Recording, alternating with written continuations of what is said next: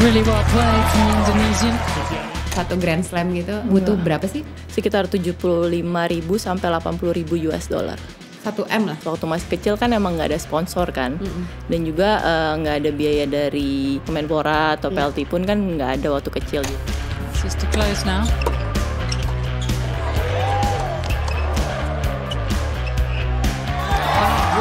What a comeback from the breaker.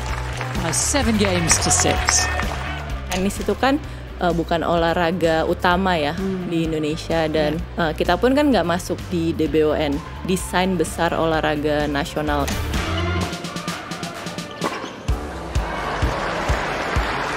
Luna. Smash or pass? Oh, jadi partner. Ya, nanti kapan dipartnerin kali? Ayo. Gak mungkin, dia gak pernah ada di Indonesia.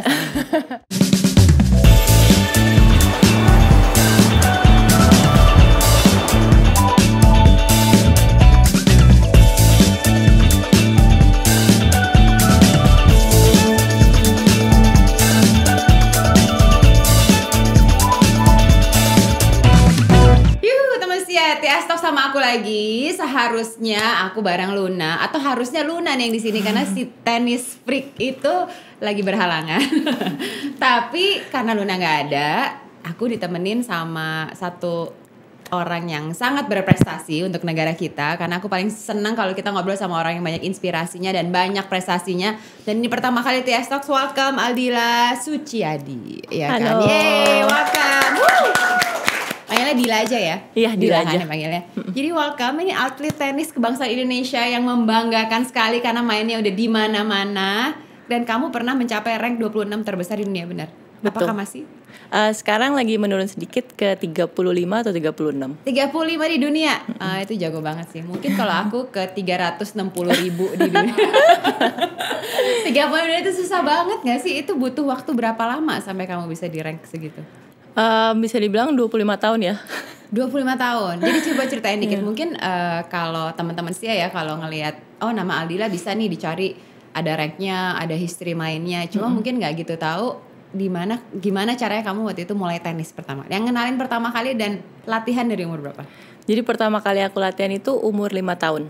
Oke. Itu mungkin karena dari papa aku main tenis, dari kakak main tenis. Jadi dari kecil aku udah ada di lingkungan tenis. Jadi ya waktu itu iseng-iseng coba. Karena kan sebenarnya baru boleh mulai latihan itu umur 6 tahun. Baru boleh umur gitu? 6 tahun. Oh, nggak boleh lebih muda lagi? Kayaknya kalau mungkin, sekarang mungkin udah ya? Mungkin sekarang udah kali ya. Cuman dulu kayak mungkin 6 tahun tuh anak-anaknya baru bisa kayak fokus ngikutin. Tapi pas aku coba umur 5 tahun kata gurunya aku udah bisa lumayan ngikutin. Jadi aku udah diterima umur 5 tahun. Jadi raket tenis baby gitu ya? Iya, pakainya yang kecil gitu. Ya, kebayang raket tenis kecil kan anaknya kecil-kecil. Iya. Ya, terus? Jadi pas udah habis itu ternyata aku seneng latihan tenis. Jadi mungkin awalnya kayak latihan seminggu sekali atau seminggu 2 kali. Terus lama-lama aku ikut turnamen Persami dulu tuh. Turnamen Sabtu Minggu pas umur 9 atau 10 tahun. Itu biasanya waktu itu aku ada di Kemayoran. Jadi kayak ada sekitar 8 sampai 12 anak-anak. Kita main mungkin bisa sehari 3 sampai 4 kali. Jadi pas saat itu ternyata aku seneng juga berkompetisi. Menang gak tuh umur 8-9 tahun? Ada yang menang, ada yang kalah. Oke. Pengen tahu aja apakah udah juara dari turnamen pertama gitu. Ya, terus? Terus aku mulai ikut turnamen kelompok umur. Jadi kan ada yang dari 10 tahun, 12, 14, 16. Jadi kan mulai dari 10. Awalnya ikut yang di Jakarta dulu. Terus makin lama kan kalau dulu ada kejurnas, jadi selama 1 tahun itu udah ada turnamennya tuh. Ada yang kalau awal tahun di Magelang, habis itu nanti ada yang di Jakarta, Bandung, Solo, Semarang, pokoknya tur Indonesia. Nah itu aku ikut dari KU 10, 12, 14, 16. Dan waktu itu sempat juara juga di tiap KU-nya. Wow. Yeah. Sampai ya aku akhirnya masuk timnas junior di KU 12, 14, 16. Dan waktu itu juga sempat mewakili Indonesia untuk tur di Eropa selama 1-2 bulan. Itu dibayarin mereka ya. Pas aku umur 14 bertanding di KU 14. Pas aku umur 15 bertanding di KU 16. Ini dibayarin mereka tuh sama Kementerian Olahraga? Bukan, dibayarinnya sama namanya ATF. Oh oke. Oh apa namanya? ITF. Apa istilahnya International Tennis Federation. Iya, jadi mereka itu biasanya suka ngebantu dari negara-negara yang tenisnya mungkin kurang atau misalnya kayak yang jauh lah. Oke. Yang negaranya mungkin nggak banyak, industrinya belum terlalu besar. Iya, betul. Gitu. Jadi waktu itu kayak Jepang itu kan mereka udah punya sendiri kan, jadi mereka ngirim sendiri timnya. Tapi kalau kayak waktu aku ada dari yang Southeast Asia itu atau dari Asia, kalau nggak salah, aku salah satu yang terbaik. Jadi sama mereka dikasih biaya gitu, ikut tur, tapi itu aku harus pergi sendiri, nggak boleh ditemenin orang tua atau pelatih. Ini umur 14 tahun. Iya. Tapi pergi dengan tim. Dengan tim, tim ITF-nya itu. Jadi sekitar mungkin 8 anak kayaknya. 4 cewek 4 cowok. Kemana aja tuh kotanya di Eropa? Itu waktu itu ada ke Belgium, ke Perancis, Jerman. Jadi keliling aja di sana. Tur Eropa. Bener-bener kayak setiap minggu itu bertanding. Itu pertama kali ya berarti kejuaraan di luar negeri? Sebelumnya udah pernah. Waktu KU mungkin umur 13-14 itu pernah ikut ATF di Malaysia. Jadi sempat juga. Tapi waktu itu ada pelatihnya orang Indonesia, ada temennya orang Indonesia. Waktu juga sempat ditemenin mami aku ke sana juga. Jadi yang habis dari Eropa itu umur 14 tahun. Terus ngerasain udah menjadi lumayan junior champion itu umur berapa? Yang akhirnya ranking kamu tuh mulai kelihatan kan, pasti kan ada kualifikasinya ya? Iya. Gimana bisa jadi world ranking? Itu apa sih prosesnya bisa sampai masuk situ? Jadi untuk mendapetin world ranking itu harus ikut pertandingan yang ITF itu. Jadi pertandingan ITF itu kan ada levelnya.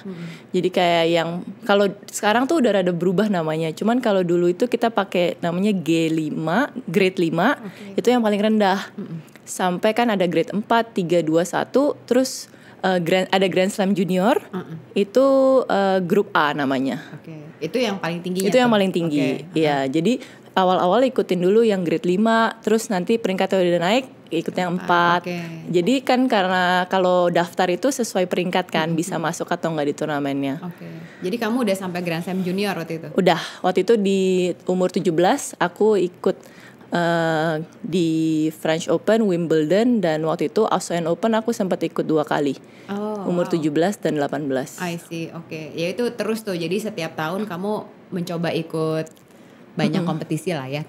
Dan untuk ikut misalnya US Open, Australian Open kan juga kamu udah harus ranking tertentu dong berarti? Iya benar. Iya kan? Jadi rankingnya itu kalau nggak salah harus top 100 itu baru bisa masuk. 100 ya? Wow. Tapi dari kecil suka main tenis, kebayang jadi atlet tenis nggak sih? Nggak juga sih. Enggak ya? Maksudnya nggak mikir kayak yang bisa nyampe sekarang gitu, enggak ya. Maksudnya kan dulu kan awal ya as a hobby, terus kayak ya emang udah seneng main tenis, dan ternyata hasilnya bagus, jadi ya udah diterusin dulu aja. Tapi nggak nyangka bisa sampai sekarang. Tapi sekolah juga kamu jalanin juga at the same time? Jadi sekolah aku tetap sekolah dari SD, SMP, SMA itu aku sekolah reguler. Masuk ke sekolah, cuman ya kadang-kadang minta izin untuk bertanding, turnamen, terus juga kadang minta izin untuk latihan. Jadi kalau ini misalnya pagi aku latihan, baru masuk sekolahnya rada telatan, atau enggak aku pulang sekolahnya duluan. Kayak lagi interview artis kecil ya kita ya. Artis kalau ngobrol sama artis yang udah acting dari kecil sama tuh, minta gitu izin, minta Iya. Sama ya atlet, emang benar-benar harus diasah dari kecil dan memang butuh waktu lebih banyak. I see. Kalau saya dapat scholarship bener di University of Kentucky. Iya. Itu athlete scholarship. Iya, betul. Sport scholarship lah ya judulnya ya. Jadi pas akhir SMA kelas 2 ke SMA kelas 3 itu ada beberapa tawaran memang. Karena kan universitas di luar itu mereka mencari pemain, universitas di Amerika mereka mencari pemain untuk bermain di universitas, untuk universitasnya, kampus, kan? Untuk bertanding di liga mahasiswanya. Nah waktu itu memang karena kan aku top 50 junior, jadi mereka kirim email, Facebook message, nawarin ini kita mau kasih scholarship untuk di sekolahnya. Cuman aku waktu itu kan nggak terlalu mikir yang kayak terlalu mau sekolah apa nih, mau sekolah ini. Jadi aku nggak terlalu kayak wah banget gitu loh. Jadi waktu sempet aku kontak ke 2 yang paling aku ini ya, aku tertarik gitu. ada di University of Kentucky sama di University of Washington. Oh, di Seattle. Di Seattle. Dan aku visit dua-duanya. Waktu itu aku visit Kentucky dulu, terus aku visit Seattle. Pas visit Seattle tuh kayak, wah bagus banget ya, kayak pengen di sini. Cuman waktu itu akhirnya aku tulis nih apa pro konnya kalau misalnya masuk Kentucky, masuk Washington. Akhirnya aku decide untuk milih Kentucky. Emang lebih bagus standings ya sebagai tenis? Sebenarnya tenisnya saat itu Washington lebih bagus. Oh, okay. Dan dua-duanya itu ada pemain Indonesianya. Tapi based on pelatihnya, aku lebih milih di Kentucky. Oh gitu. Dan untungnya aku masuk Kentucky karena pas kalau aku masuk Washington tahun depannya pelatihnya keluar dia. Oke. Kalau misalnya aku pengen tahu ya, ini mungkin teman saya juga ada yang sekarang akademiknya pinter atau misalnya atletisismnya juga bagus. Kalau di Amerika kan memang cukup common ya menawarkan scholarship untuk anak-anak yang berprestasi di olahraga gitu, olahraga apapun loh ya, terutama kalau memang kampusnya itu mempunyai kelebihan di beberapa sports. Nah tapi kalau waktu kuliah kamu harus ngambil jurusannya terserah kamu atau udah cuma ada beberapa pilihan? Oh enggak, bebas. Aku mau ambil apa aja boleh. Yang penting kamu main mewakili kampus. Betul. Oh iya. Oke. I see. Udah tuh selesai akhirnya. Akhirnya kan aku milih yang di Kentucky. Terus aku kuliah selama 4 tahun, main tenisnya juga untuk universitas 4 tahun. Terus udah beres, aku lulus. Terus aku decide untuk jadi professional tennis player. Dan aku balik ke Indonesia langsung masuk ke pelatnas. Oh, oke. Pelatnas Indonesia. Nah kamu kalau aku lihat ya, kalau dari banyak turnamen dan championship biasanya mainnya ganda putri. Ama ada mixed double. Ada mixed double juga. Tapi kalau single jarang. Jadi aku tuh sebenarnya baru fokus main ganda full itu tahun lalu 2023. Sebelumnya itu aku masih main tunggal dan ganda. Jadi awal yang pas aku lulus kuliah itu 2017, aku mulainya tunggal dan ganda. Karena kan aku harus mulai dari nol lagi kan Kak. Jadi memang ganda putri. Iya. Karena ganda campuran itu cuma ada di Grand Slam. Oh oke. Iya, jadi kalau turnamen biasa itu biasanya tunggal sama ganda putri. Grand Slam itu apa aja? Mungkin teman saya nggak tahu, ada Australian Open, US Open, Wimbledon sama French Open. Cuma 4 itu aja. 4. Jadi kalau itu bisa mix, tapi sebelumnya hanya ganda sama tunggal. Betul. Nah, terus peraturannya kenapa kamu bisa sama atlet dari negara lain? Itu kan kita juga mungkin orang awam yang nggak begitu ngerti tenis, kaget ya. Oh ini orang Indonesia bisa pasangan sama orang dari Cina, terus pernah sama Kanada juga ya kalau nggak salah gitu. Itu yang milih tuh siapa? Terus kenapa boleh dari negara berbeda? Karena tenis itu kan olahraga individual. Jadi rankingnya pun individual. Walaupun misalnya contohnya kayak aku main sama teman aku yang orang Jepang. Misalnya kita juara dapat poin 200, itu aku dapat 200, dia dapat 200. Sedangkan kan kalau contohnya badminton itu kan mereka per pasangan ya, per pair. Jadi kalau misalnya mereka juara, mereka dapatnya as a group, as a team. Iya, kalau tenis beda. Kalau tenis aku pasangan sama A, ya kita masing-masing dapat segitu. Nanti aku minggu depannya ganti pasangan B. Kalau aku juara pun kita tetap masing-masing dapat segitu juga. Jadi poin ke masing-masing. Jadi bisa juga misalnya kamu let's say prestasi atau menang banyak sebagai double. Cuma kan poinnya ke individu. Tapi itu berarti individual ranking kamu yang ke boost. Iya, maksudnya individu tuh di gandanya. Oh, tapi karena di ganda.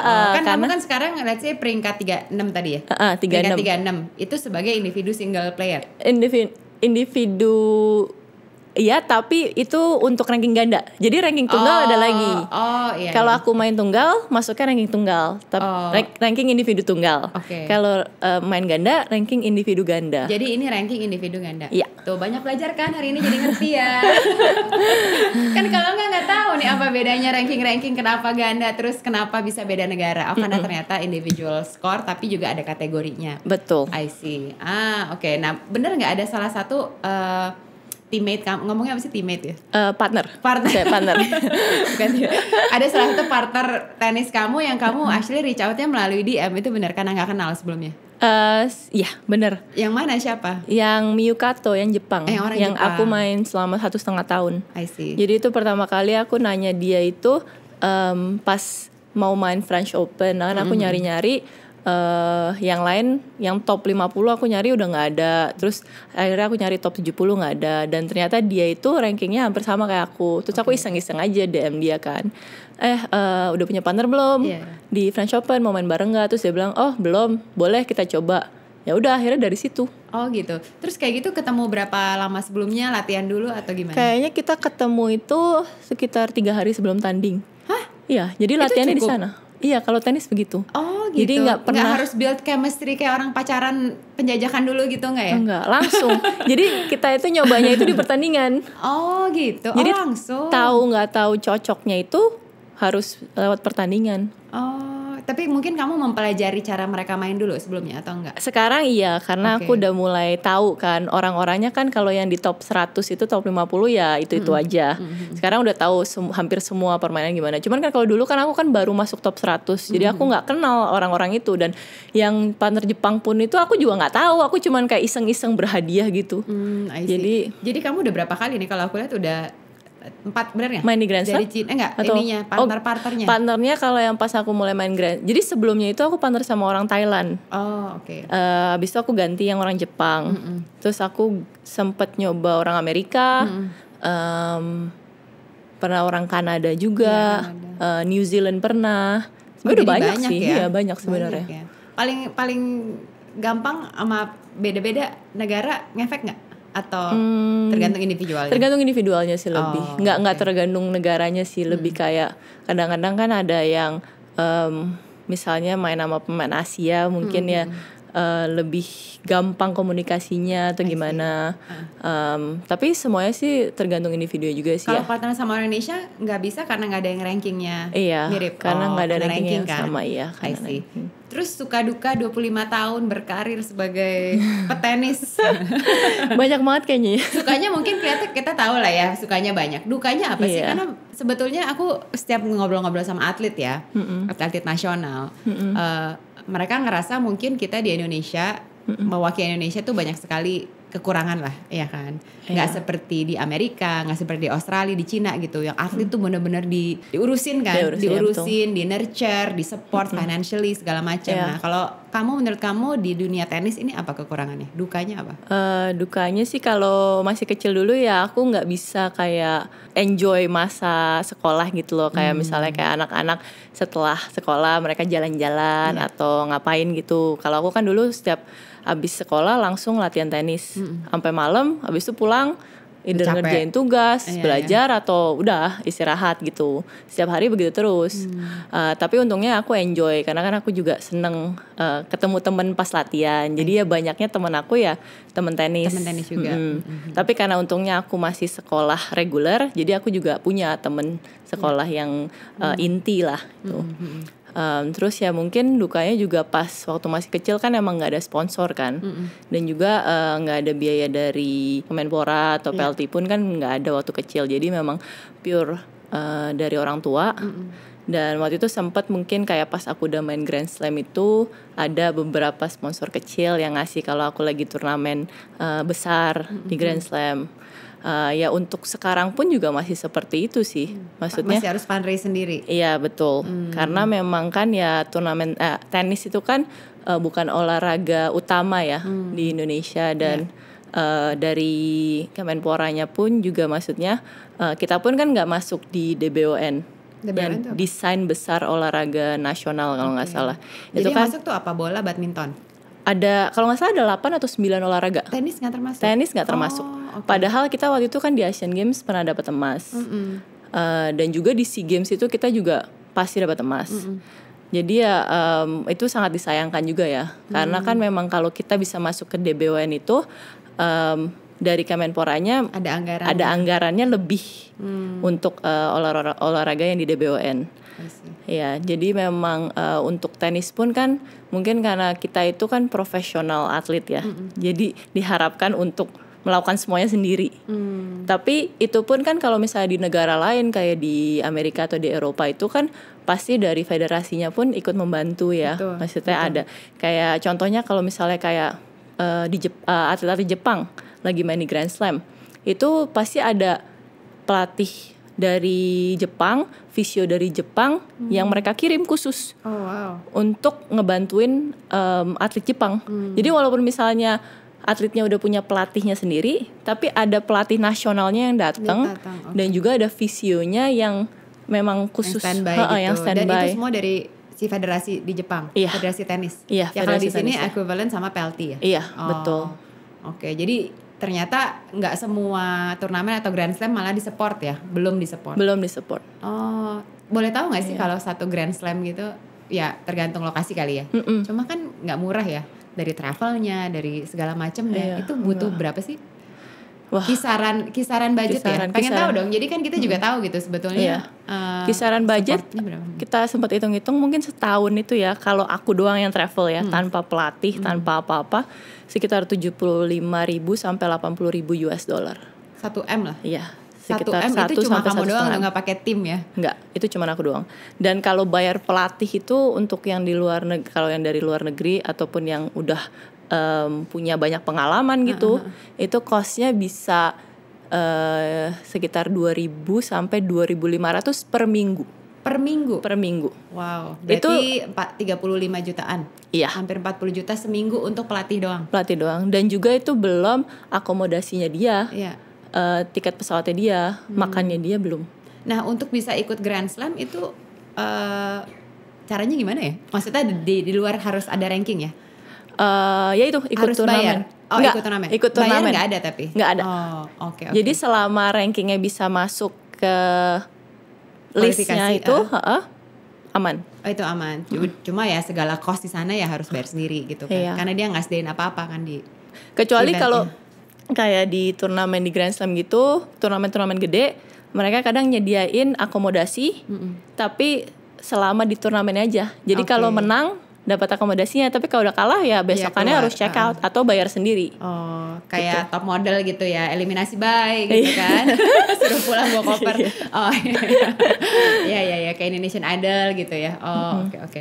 Nah, kalau misalnya sekarang latihan kamu kebanyakan di Indonesia dong. Karena setahu aku kamu kan jarang di Indonesia ya. Karena ada aja gitu, ada tour kemana lah di luar negeri. Jadi kamu kapan latihannya? Terus pelatihnya dari mana?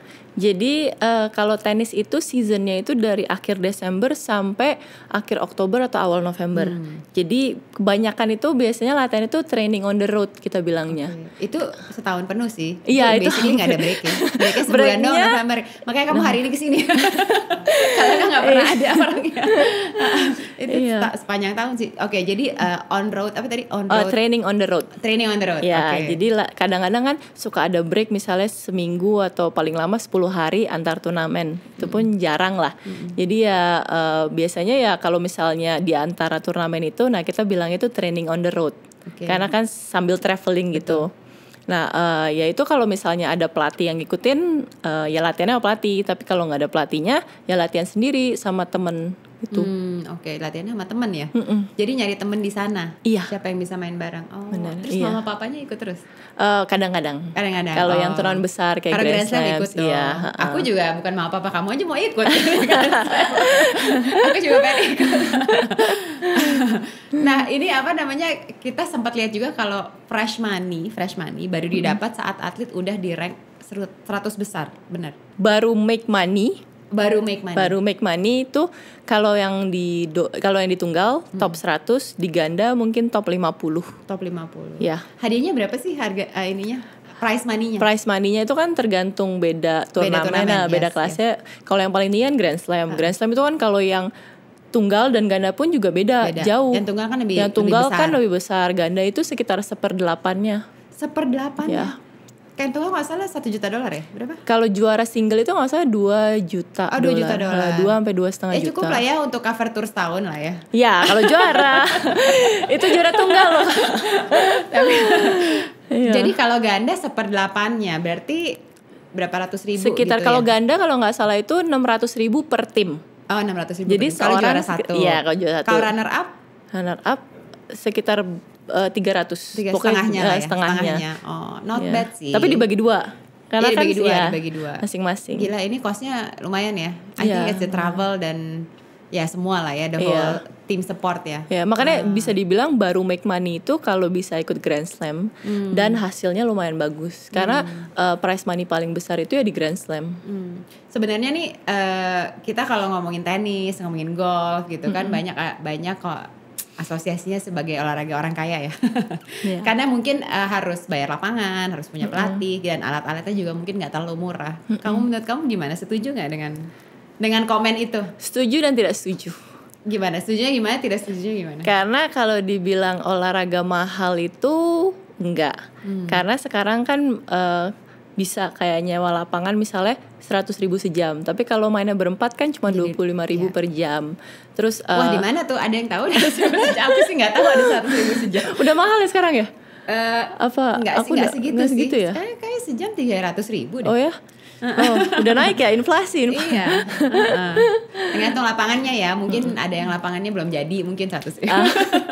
Mungkin nggak ada netnya kayak. Nggak ada netnya, ya. Jadi kalau misalnya kalau mau buat olahraga santai, olahraga untuk fun gitu, aku bilang tenis nggak mahal. Sebenarnya tenis yang mahal itu kalau mau jadi atlet profesional, yaitu kan harus traveling, betul. Harus punya pelatih.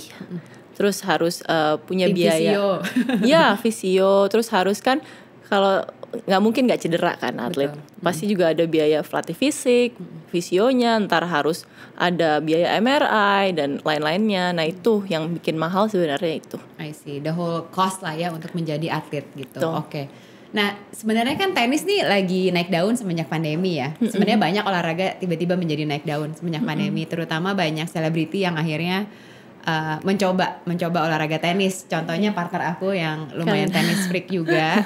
Dan dia happy banget dan dia suka banget gitu dengan tenis. Menurut kamu ini efek yang positif atau enggak? Akhirnya semakin banyak orang main. Pastinya efek yang sangat positif ya. Karena kan sebelum pandemi itu olahraga tenis siapa yang tahu sih, maksudnya kayak kurang dipandang lah oleh masyarakat Indonesia. Tapi semenjak pandemi dan banyak selebriti yang main tenis, jadi mereka tahu dan mereka pun juga lebih kenal atlet-atlet tenis Indonesia. Betul. Nah itu ya pasti kita senang lah ya bisa dilihat sama masyarakat Indonesia dan akhirnya banyak orang-orang yang mencoba bermain tenis dan akhirnya pun juga itu membantu kan kayak kalau yang orang tua udah punya anak kayak nanti anaknya boleh nih dimasukin tenis. Les tenis ya, gitu les tenis gitu. Jadi mungkin kalau kita lihat mungkin efek ke industrinya bagus. Jadi orang semakin pertama ngelihat ya kan jadi lebih ada awareness, kedua mau coba. Tapi apakah dan ini olahraga ya, kita kan paling senang kalau misalnya bisa influence sesuatu yang positif atau healthy lifestyle.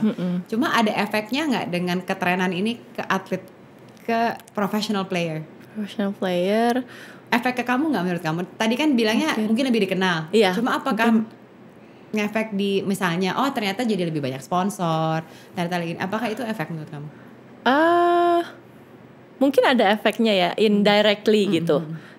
Tapi yang nggak ada yang kayak langsung gitu kelihatan wah banget itu belum ada. Cuman ya mungkin ya wahnya itu yang lebih dikenal masyarakat Indonesia aja. Kamu keep track nggak sih berapa turnamen yang pernah kamu ikut dari tadi ITP, ITP right? WTA. Kalau ATP itu yang cowok. Oke, sorry. Women's Tennis Association. Yes. Ada Grand Slam, ada macam-macam. Kamu keep track nggak sih? Ada. Setahun itu sekitar biasanya normal itu 25 sampai 30 turnamen. 30 turnamen. Iya. Kayaknya aku mungkin tahun ini aku lupa. Cuman tahun lalu itu aku ikut 31 turnamen. 31 turnamen. Iya. Udah gitu satu turnamen mainnya tuh bisa berapa kali kan? Iya, ada yang seminggu, ada yang 2 minggu.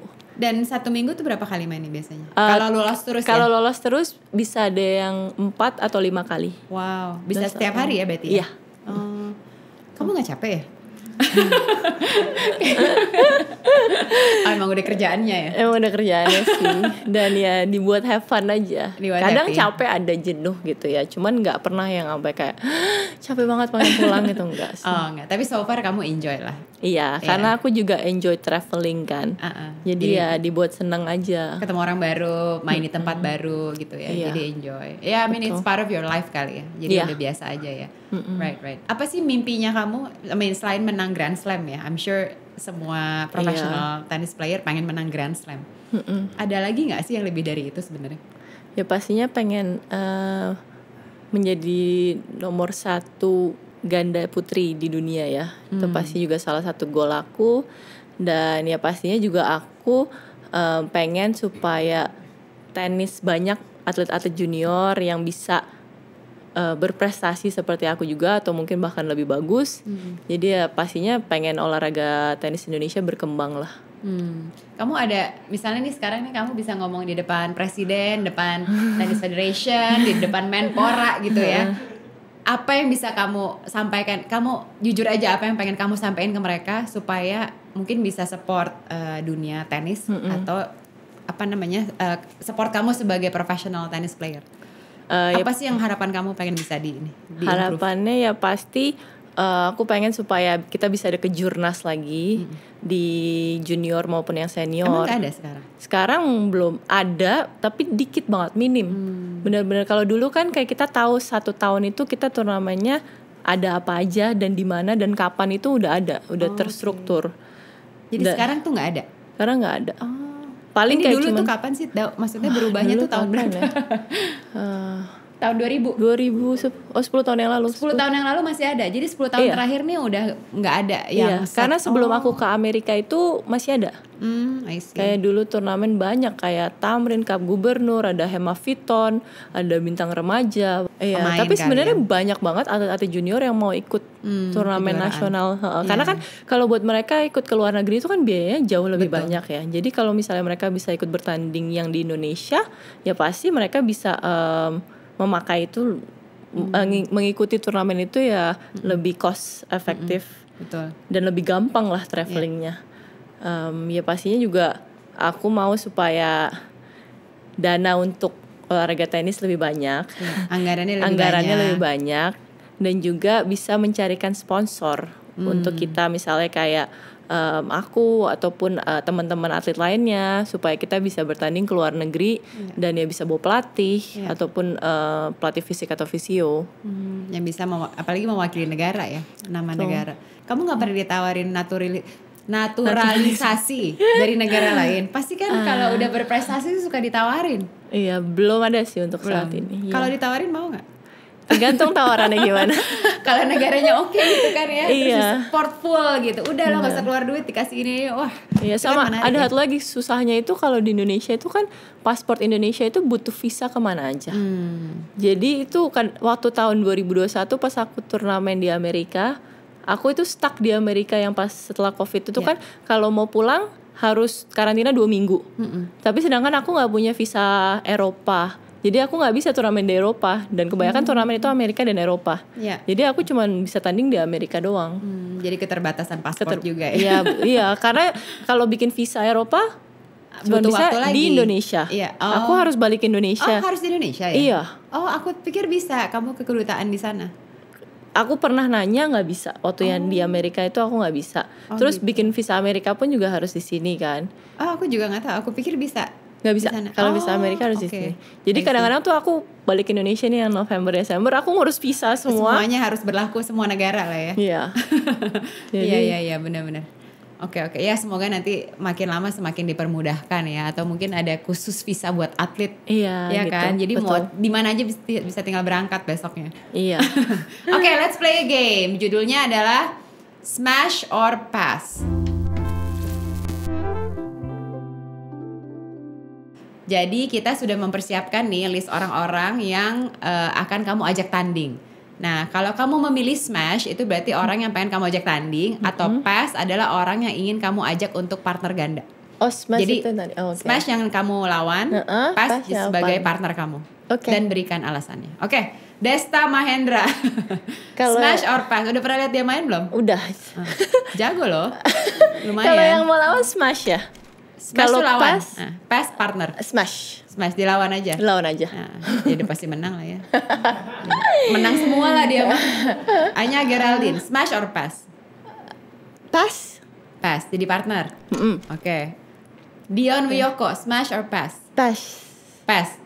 Udah lihat semua nih, udah pernah lihat mereka main? Aku belum pernah lihat Anya. Oh, oke. Anya lumayan loh. Smash or pass? Nia Ramadhani. Aku pengen nyoba lawan dia. Ayu Dei. Kayak aku pengen smash deh. Smash lawan Ayu, lucu sih kalau lawan Ayu. Tanta Ginting, wah jago nih dia. Pass. Dia ini loh varsity dari kecil main di Amerika. Iya, lumayan, aku pernah lihat. Jago banget. Luna. Smash or pass. Oh, jadi partner. Ya, nanti kapan dipartnerin kali? Gak mungkin, dia gak pernah ada di Indonesia. Wah, thank you Adila. Semoga semuanya dilancarkan. Kita turut bangga dan mudah-mudahan aku cepat bisa nonton kamu di Grand Slam berikutnya. Mudah-mudahan di Australian Open ya. Aku bisa nonton. Mungkin kita bisa bikin sesuatu bareng supaya kamu makin banyak dapat sponsor. Amin. Makasih. Yang penting kita terima kasih kamu udah bikin kita semua bangga. Jangan pernah nyerah dan kita akan nonton terus, kita support. Yes. Thank you. Semestinya kita support terus atlet-atlet Indonesia kita, terutama Dila. Kalau dia lagi main di mana, kita jangan lupa nonton, kita jangan lupa shout out buat dia, karena pasti ngefek ya kalau orang menyemangati ya. Iya, tuh. Menyemangati online pun juga. Menyemangati online juga. Jadi thank you udah sharing, udah sempetin waktunya kesini di kegiatan yang sangat padat di luar negeri. Thank you teman setia for watching. Jangan lupa untuk nonton video-video TS Media lainnya. And kalau ada komen, pengen kita interview siapa, tinggal masukin aja di kolom-kolom komen di bawah ini. And we'll see you next time.